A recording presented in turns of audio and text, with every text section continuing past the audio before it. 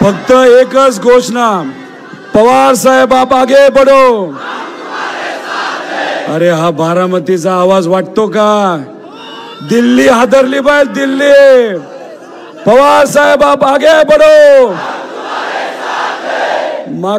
मागच्या बाजूने आवाज येत नाही, हात वर करून पवार साहेब आप आगे बढ़ो। राम कृष्ण हरे, राम कृष्ण हरे।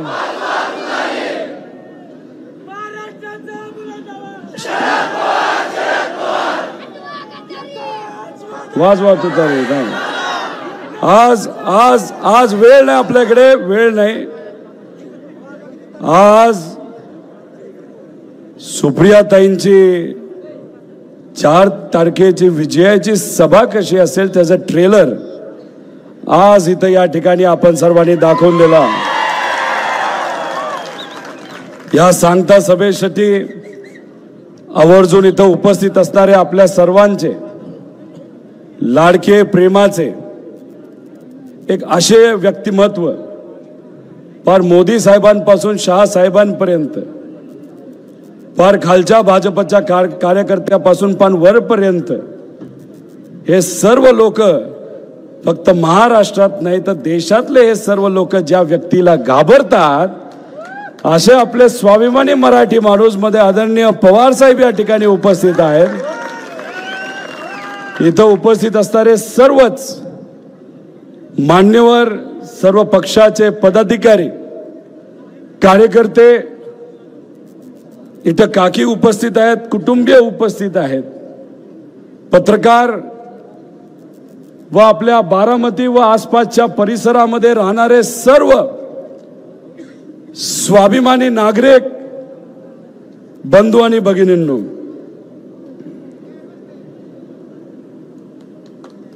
काही लोक असे म्हणतात की पवार साहेब एक भटकती आत्मा आहे।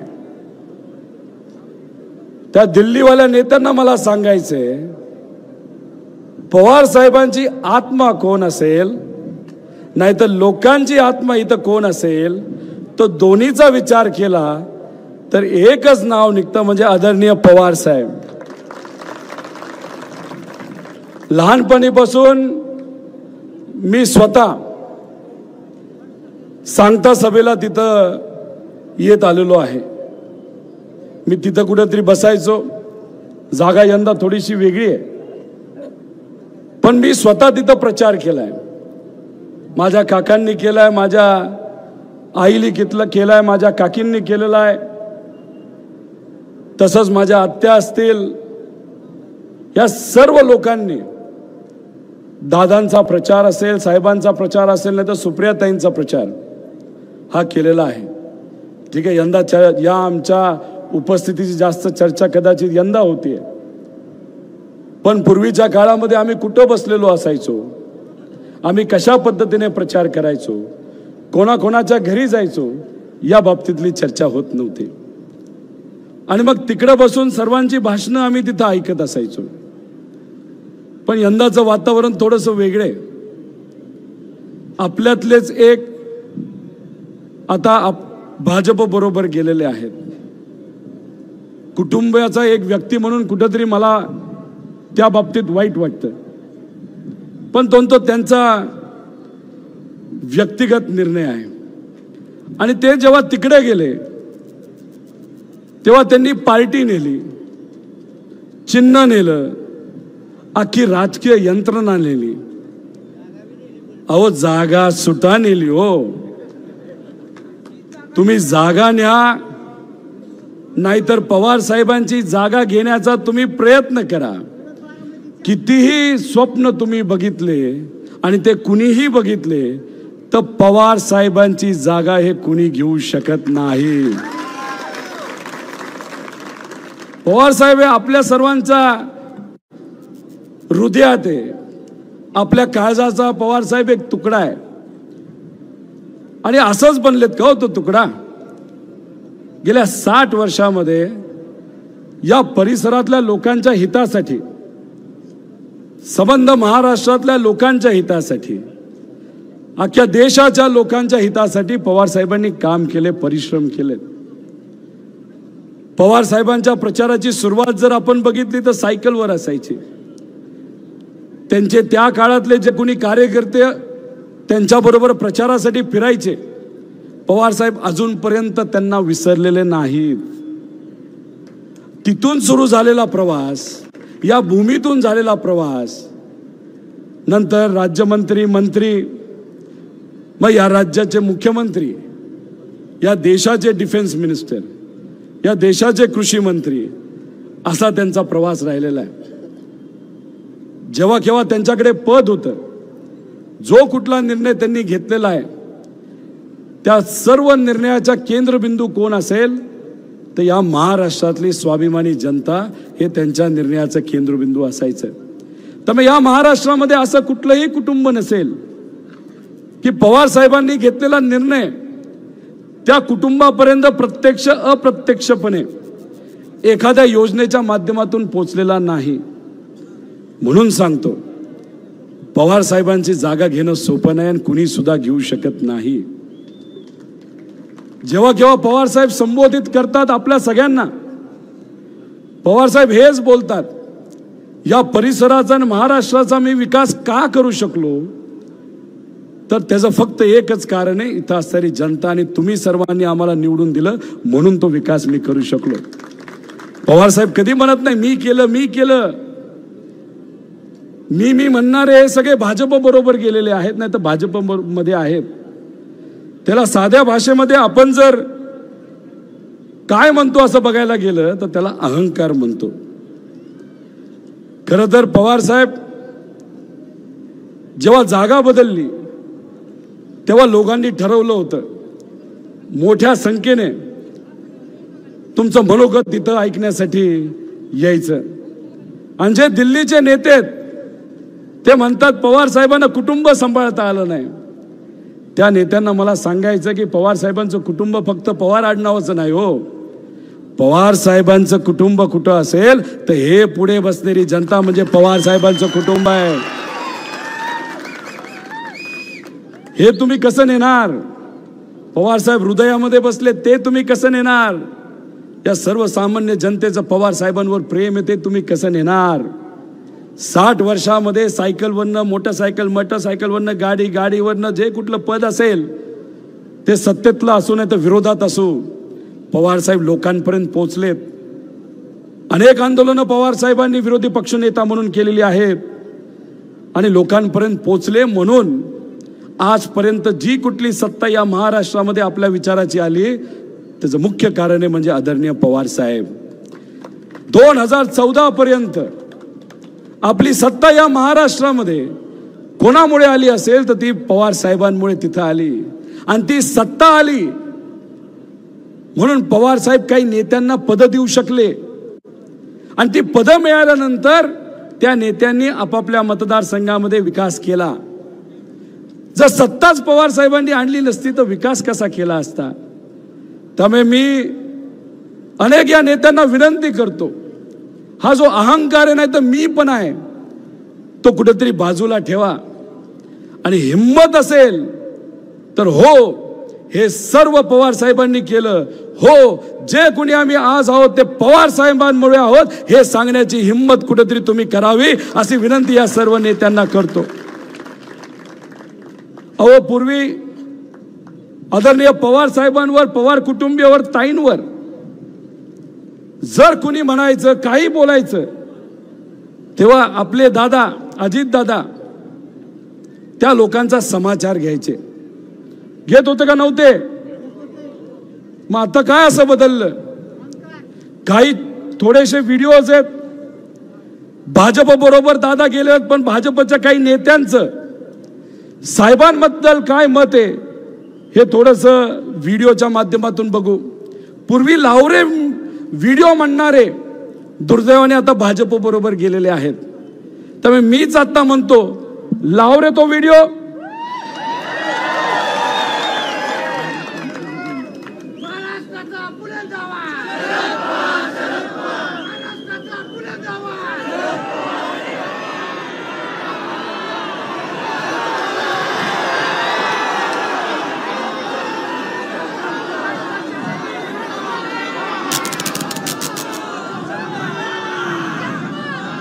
अहो आवाज कुठे हो?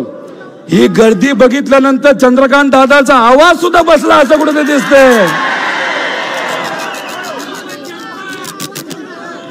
आवाज गेला वाटतं.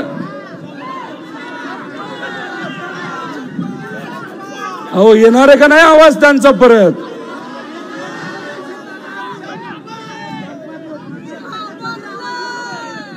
बर जेव्हा आवाज येईल तेव्हा कुठेतरी आपण ते सर्व व्हिडिओ बघू. अहो बघा ना, मोदी साहेब महाराष्ट्रामध्ये आल्यानंतर पवार साहेबांबद्दल बोलतात, शहा साहेब बोलतात, चंद्रकांत दादा बोलतात, देवेंद्र फडणवीस साहेब बोलतात. हे सगळे छोटे मोठे नेते तिथं पवार साहेबांवर बोलतात. त्याचं कारण माहिती आहे का आपल्याला? 4 जूनला जेव्हा तुम्ही सर्वजण टीव्ही समोर बसाल तेव्हा 3 गोष्टीसाठी गुलाल खेळायचा. आता मी म्हणेल 4 गोष्टीसाठी. एक, आपल्या सुप्रियाताई या कमीत कमी 3.5 लाखाली तिथं खासदार होणार म्हणजे होणार. ज्या व्यक्तीने छत्रपती संभाजी महाराजांचा खरा इतिहास पुढे आणला, अशा व्यक्तीला अजितदादा काय म्हणतात? तुझ्याकडे बघतोच तुला पाडतोच. अशा आपल्या डॉक्टर कोले हे जेव्हा 4 तारखेला तुम्ही सर्वजण टीव्हीवर बघत असाल, तिथे असणारी स्वाभिमानी जनता त्यांना सुद्धा 3-3.5 लाखाली निवडून देणार. अजून एक बातमी तुम्हा सर्वांना ऐकायला मिळेल. कमीत कमी 35 खासदार महाविकास आघाडीचे या महाराष्ट्रामध्ये निवडून आलेले दिसतील. अहो अनेक सर्वे बघितले, अनेक पत्रकारांशी आम्ही बोललो, सगळ्यांचं हेच मत आलं की भाजप हे कधी 200च्या पुढे तिथं जाणार नाही. आणि भाजप जेव्हा 200च्या पुढे जाणार नाही तेव्हा त्यांना कोणावर अवलंबून राहावं लागणार आहे? तर त्यांच्या मित्र पक्षांवर. त्या मित्र पक्षाचे जे सर्व नेते आहेत ते कोणाचे मित्र आहेत नाही तर परिचयाचे आहेत? तर ते पवार साहेबांचे आहेत. त्यामुळे जसं 2019ला महाराष्ट्रामध्ये आकडेवारीचा नवीन खेळ आपण सर्वांनी बघितला, जे लोकांच्या स्वप्नात सुद्धा आलं नव्हतं, अशी महाविकास आघाडी आपण कोणामुळे बघितली? तर ते होते आदरणीय पवार साहेब. आणि 4 जूनला जेव्हा भाजप 200च्या पुढे जाणार नाही तेव्हा या देशामध्ये असा कुठला व्यक्ती आहे जो सर्व आकडेवारी भाजपच्या विरोधात एकत्र करू शकतो आणि भाजपला सत्तेच्या बाहेर काढू शकतो? त्याचं फक्त एकच नाव आहे, शरदचंद्र पवार साहेब. म्हणून भाजप साहेबांच्या विरोधात बोलते, नेते साहेबांच्या विरोधात बोलतात. आणि ही लढाई कोण विरुद्ध कोण आहे? पवार साहेब विरुद्ध भाजप आहे का नाही? मग भाजपला हद्दपार करायचं का नाही? मी पवार साहेबांना विनंती करणार आहे, पवार साहेब जेवढी काय मला माहिती आहे त्या माहिती अनुसार या देशाला अनेक कृषी मंत्री मिळाले. तुमच्या काळामध्ये सर्वसामान्य शेतकऱ्याचं भलं झालं, पण या देशाला कधीही महिला कृषी मंत्री मिळाली नाही. त्यामुळे इथली स्वाभिमानी जनता सुप्रियाताईंना निवडून देणार आहे, ते सुद्धा 3-3.5 लाखाने. तर आम्हाला सुप्रियाताईंना या देशाचे कृषी मंत्री म्हणून तुम्ही त्या ठिकाणी बघण्याची संधी दिली पाहिजे. अनेक प्रेशर असताना सुद्धा आमचे डॉक्टर कोले इथं आमच्या बरोबर आहे, विचाराबरोबर आहेत. त्यांना सुद्धा योग्य अशी संधी केंद्र सरकारमध्ये मिळावी असा युवा म्हणून त्या ठिकाणी मी तुमची विनंती इथं करतो. लाव रे व्हिडिओ करायचं का? नक्की का? चला मग भाजपचे नेते साहेबांबद्दल काय बोलले ते जरा व्हिडिओच्या माध्यमातून लाव रे तो व्हिडिओ. आम्हाला शरद पवारांचा पराभव जास्त वजनदार आहे. आम्हाला शरद पवारांचा पराभव जास्त वजनदार आहे. मला पवार शरद यांचा पराभव मला आणि माझ्या कार्यकर्त्याला बस इतना काफी आहे. मला पवार शरद यांचा पराभव मला आणि माझ्या कार्यकर्त्याला बस इतना काफी. बस इतना काफी असं म्हणतात आणि चुटकी वाजवतात चुटकी. त्यामुळे भाजपचं मेन टार्गेट या महाराष्ट्रामध्ये या लोकसभा मतदारसंघामध्ये कोण आहे? मग या लोकशाहीच्या मार्गातून सुप्रियाताईंना 3-3.5 लाखाने निवडून देण्यासाठी आपण सर्वजण प्रयत्न करणार का? अरे अजून एक व्हिडिओ आहे का संपला? बर पुढचा व्हिडिओ लागूच तर व्हिडिओ सुद्धा म्हणतोय भावना से हमारे साथ जुड़ा हुआ है. जहां तक शरद राव का मामला है, ये पॉलिटिकल प्रॉब्लम ही नहीं है. कितना ही इसको पॉलिटिकल प्रॉब्लम बनाए, महाराष्ट्र की जनता के गले कैसे उतरेगा? ये प्योरली उनका फैमिली प्रॉब्लम है जी. घर का झगड़ा है कि विरासत काम करने वाले भतीजे हो गए, विरासत बेटी है तो बेटी को दे. झगड़ा उसका नहीं, तो सिंपल कि बजाय अहो मोदी साहेब असं म्हणतात की पवार साहेबांना स्वतःचं कुटुंबच तिथं सांभाळता आलं नाही तर महाराष्ट्र कसं सांभाळणार? मोदी साहेब तुम्हाला माझा प्रश्न आहे,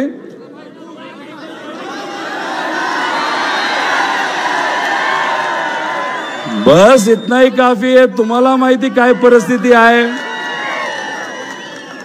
तुम्हाला खऱ्या अर्थाने या देशाला जर सांभाळायचं असतं ना तर तुम्ही आमच्या युवांना नोकऱ्या दिल्या असत्या, आमच्या शेतकऱ्याच्या हिताचे निर्णय तुम्ही घेतले असते, खताच्या किमती कमी केल्या असत्या, गॅसच्या किमती कमी केल्या असत्या, पेट्रोल डिझेलच्या किमती कमी केल्या असत्या. या देशामध्ये महिलांच्या विरोधात जे अत्याचार वाढत चालले ते तुम्ही कुठेतरी कमी केले असते. अहो हेच ते मोदी साहेब ज्याच्याबद्दल अजितदादा काय म्हणतात की एक फोन केला की काम होतं.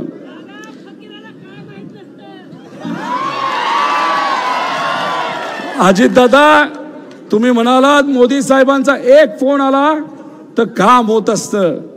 तुम्ही मोदी साहेबांबरोबर जाऊन 10 महिने झाले दादा.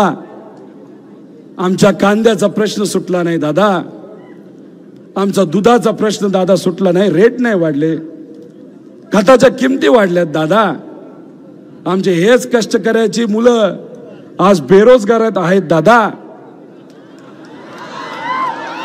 आमच्या ड्राय भागातले इथं अनेक लोक विविध तालुक्यातून आणि खास करून बारामती तालुक्यातून आले दादा. 8 महिन्यामध्ये तुम्ही पाणी देऊ शकला नाही दादा. दादा मग मोदी साहेबांचा फोन कशासाठी येतो? तुमच्यावर ही कारवाई करेल ती कारवाई करेल, नाही तर हे माझ्याकडे हे सांगण्यासाठी फोन येतो का? त्यामुळे याला विकास म्हणत नाही, याला उत्तर आपण कशातून देणार आहे? कशातून? बरं अजून एक व्हिडिओ आहे का? 6 पर्यंत सभा चालणार आहे. मी 5 मिनिटं इथं घेतो आणि तुम्हाला सांगतो सभा आहे का? घरी जावा स्वयंपाक करा. खासदारात तुम्ही कळत नाही कशी घ्यायची, कळत नाही एक सिस्टम बनवायची. अहो हे चंद्रकांत दादा इथं काय म्हणतात माहिती? सुप्रियाताईंच्या बद्दल तुम्ही महिला आहात, घरी जावा, जेवण बनवा, बांगड्या घाला असं ते म्हणतायत. ही जागा आपल्याला अशीच नाही मिळाली हो. आपण तिकडं पत्र दिलं होतं की आमची सांगता सभा पूर्वीच्याच जागेवर व्हावी, पण हे भाजपचं सरकार आणि सत्तेत असणाऱ्या लोकांनी आपलं पत्र पहिलं असताना सुद्धा आपल्याला जागा तिथं दिली नाही. म्हणून मग आपण काय केलं? आमच्या सर्व माता भगिनी एकवटल्या आणि एकत्र येऊन 10,000 महिला 3 तारखेला त्या मैदानावर जाऊन तिथं सभा घेतली. त्यामुळे दादांनी सुद्धा द्रौपदी बद्दल चुकीचे शब्द तिथं काढले आणि तुम्ही महिलांना कमी समजता. अहो तिथं जी सभा चाललीये त्या सभेपेक्षा 5 पट गर्दी आमच्या या होतकरू महिलांनी तिथं केले होते.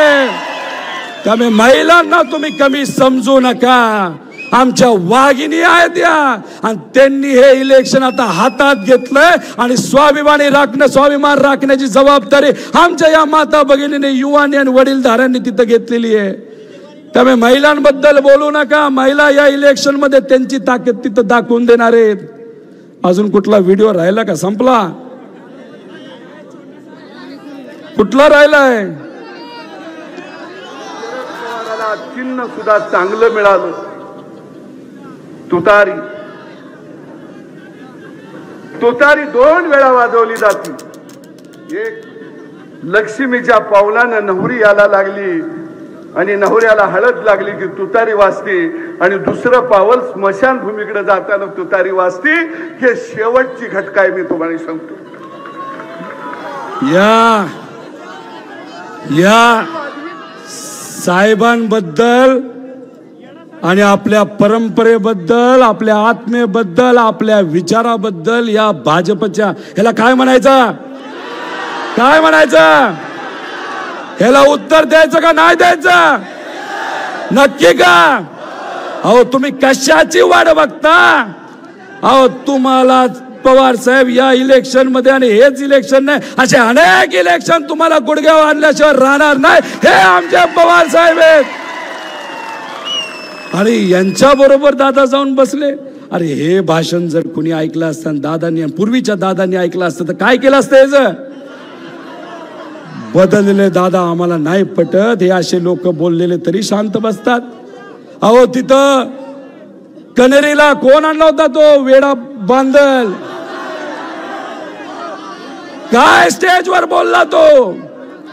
पवार साहेबांच्या चेहऱ्याबद्दल तुम्ही बोलता, पवार साहेबांच्या विविध गोष्टींबद्दल तुम्ही बोलता. जुने दादा तिथं असते तर कान फाडला असता त्या बांदलाला. अहो 3, 3.5, 4 वर्ष नको त्या कारणासाठी जेलमध्ये जाऊन बसला होता. पण नवीन दादा, बदललेले दादा तिथं बसून काय करत होते? खाली डोकं घालून हसत होते दादा. हे पटतात का तुम्हाला?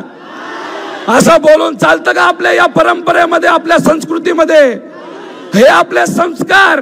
मग याचं उत्तर द्यायचं का नाही द्यायचं? अजून कुठला व्हिडिओ राहिलाय का रे बाळ? मलिदा गँगचा एक मोठा सदस्य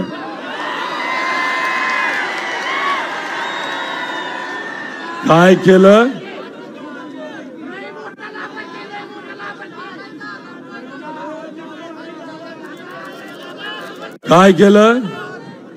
काय केलं तर मटका फोडला. मटका कधी फोडला जातो?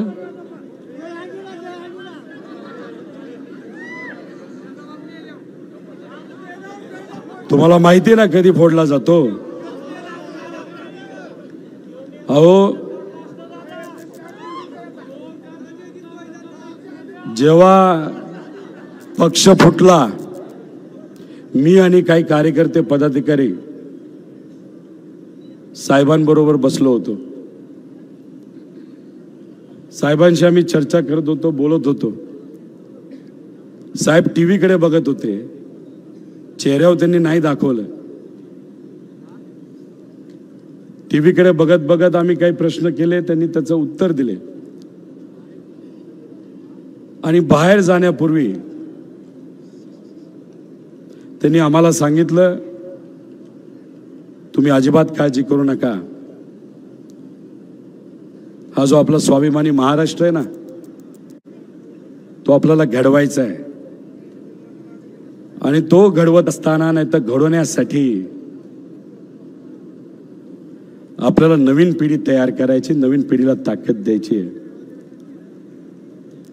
आणि जोपर्यंत नवी पिढी ही ती जबाबदारी घेत नाही, नाही तर जबाबदारी घेण्याच्या लेवलची होत नाही, तोपर्यंत मी माझे डोळे मिटणार नाही, असे पवार साहेबांचे शब्द होते.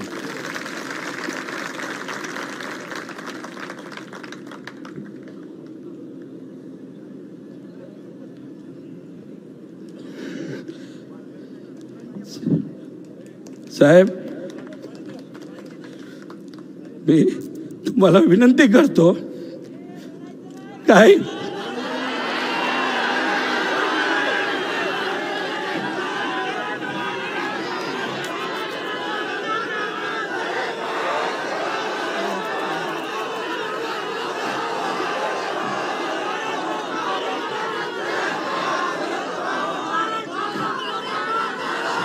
साहेब, मी तुम्हाला विनंती करतो, हे जे वक्तव्य तुम्ही केलं ते कृपा करून तुम्ही परत करू नका. तुम्ही आमचा जीव आहात, तुम्ही आमची आत्मा आहात. जे जे लोक तुम्हाला त्रास देतात, जे जे मोठे नेते किती असले तरी तुमच्याबद्दल काही ते बोलले तरी ही सामान्य जनता आणि आमच्यासारखे छोटे मोठे कार्यकर्ते आणि पवार अख्खं कुटुंब तुमच्या बरोबर आहे.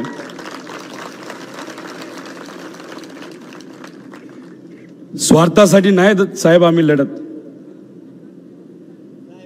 कदाचित मला सुद्धा मंत्रिपदाची संधी मिळू शकली असते. माझ्या आजोबाली, माझ्या वडिलांनी जी कंपनी मोठी केली कष्टातून, कुठलीही चूक नसताना सुद्धा त्या कंपनीवर कारवाई केली गेली. आणि मला माहित होतं, मी जर सत्तेत गेलो असतो तर कारवाई झाली नसती.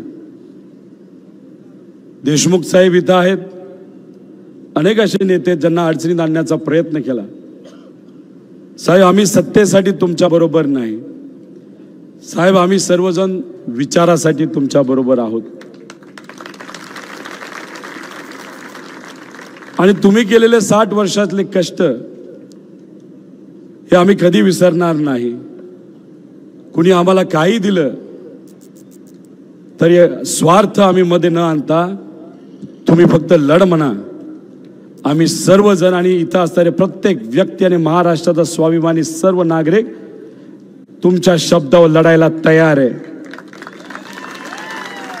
म्हणूनच या महाराष्ट्रामध्ये तुमच्या सगळ्यांच्या प्रयत्नातून आपल्या विचाराचं सरकार येणारच आहे.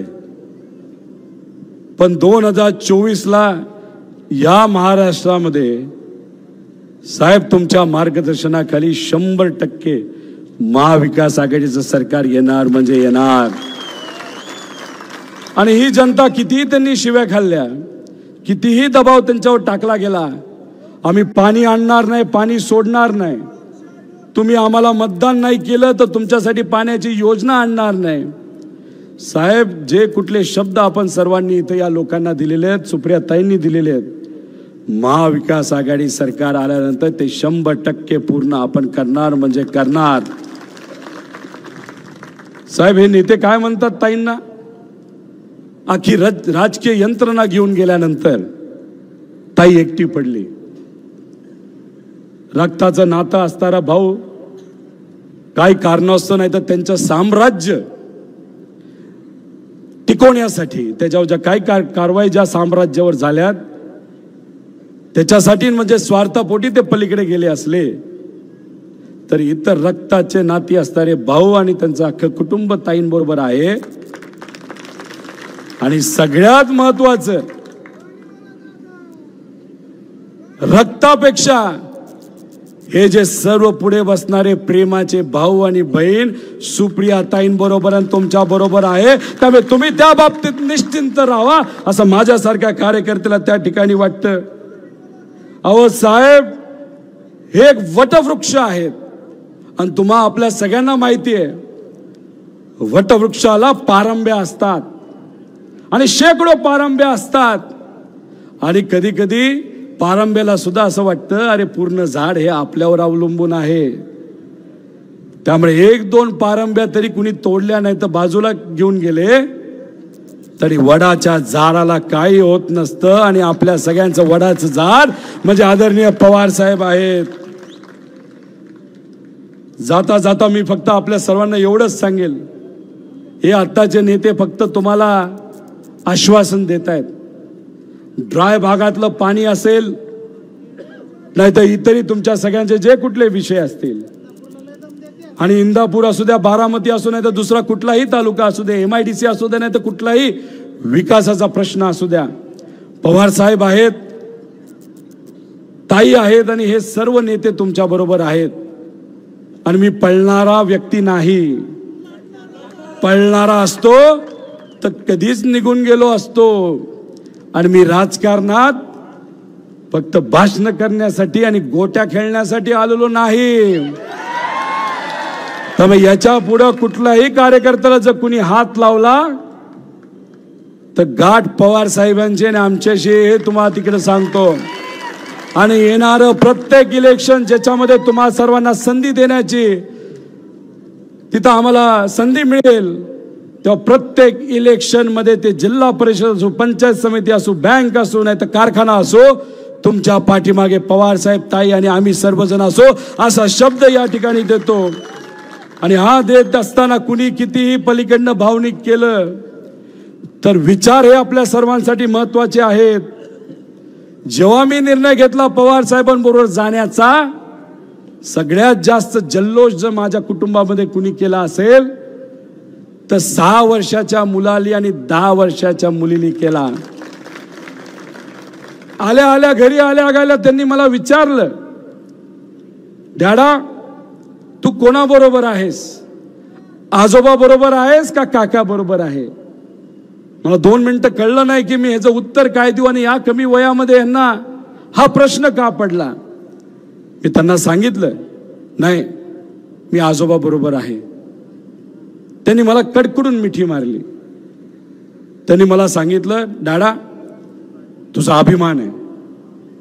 6 वर्षाच्या मुलाला आणि 10 वर्षाच्या मुलीला जे कळतं ते 65 वर्षाच्या व्यक्तीला का नाही कळत हे मला नाही सांगता येणार.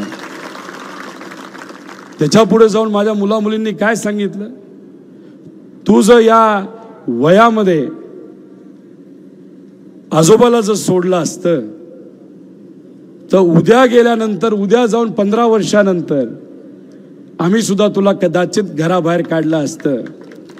त्यामुळे मी तुम्हा सर्वांना सांगतो, आपण ज्या पद्धतीने वागतो, घरी ज्या पद्धतीने आपण चर्चा करत असतो, जो निर्णय तुम्ही सर्वजण या लोकसभेमध्ये घेणार आहात म्हणजे पवार साहेबांच्या पाठीमागे उभा राहण्याचा, हे फक्त आपल्या आधीच्या पिढीसाठी, आपल्या पिढीसाठी महत्वाचा नसतो, ती लहान मुलं जी असतात त्यांच्यासाठी सुद्धा महत्वाचा असतो. आणि हे लहान पुढच्या पिढीला, लहान मुला मुलींना आपल्याला दाखवून द्यायचंय की विचार महत्वाचे असतात आणि नाती महत्वाचे असतात. म्हणून हे लोकसभा इलेक्शन महत्वाचं आहे. म्हणून सुप्रियाताईंना आपल्याला जास्तीत जास्त मताने तिथं निवडून द्यायचंय. देणार का नाही देणार? कितीही दबाव आणला तरी लढणार का नाही लढणार? एवढा कमी आवाज चालणार नाही. हात वर करून सांगा, आपण सर्वजण लढायला तयार आहोत का नाही?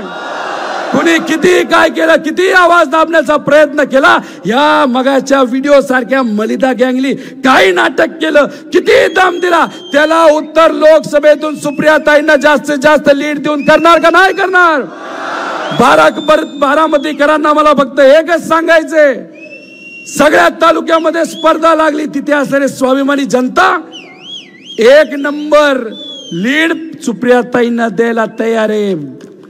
इंदापूर तयार आहे, पुरंदर तयार आहे, दौंड तयार आहे, तिथं बोर आणि सर्व इतर तालुके तो मतदारसंघ तयार आहे, खडकवासला तयार आहे. पण आजपर्यंत जे कुठलं इलेक्शन झालेलं आहे त्याच्यामध्ये बारामतीकर आणि बारामतीमध्ये असणारे स्वाभिमानी जनतेने साहेबांना, दादांना, सुप्रियाताईंना पुरोगामी विचाराला, जेव्हा दादा आपल्या बरोबर होते तेव्हा पुरोगामी विचाराबरोबर होते, या सगळ्यांना या लोकसभा मतदारसंघातून सर्वात जास्त लीड कोणी दिली? मग बारामतीकर आपल्या खांद्यावर मोठी जबाबदारी आहे का नाही? नक्की का? एकदा हात वर करून सांगा. सुप्रियाताईंना जेवढी लीड गेल्या वेळेस दिली होती 1,20,000ची या तालुक्यातून, त्याच्यापेक्षा जास्त लीड आम्ही सर्वजण इथून देणार. सांगा एकदा, नक्की का? सुप्रियाताईंना 2019ला कोणाच्या विरोधात तुम्ही लीड दिली होते? भाजपच्या विरोधात. अजितदादांना विधानसभेमध्ये तुम्ही कोणाच्या विरोधात लीड दिली होती? 1,65,000 मग तुम्ही सर्वांनी अजितदादांना, सुप्रियाताईंना भाजपच्या विरोधात जर लीड दिली होती तर सुप्रियाताई आणि पवार साहेब भाजप बरोबर गेलेत का?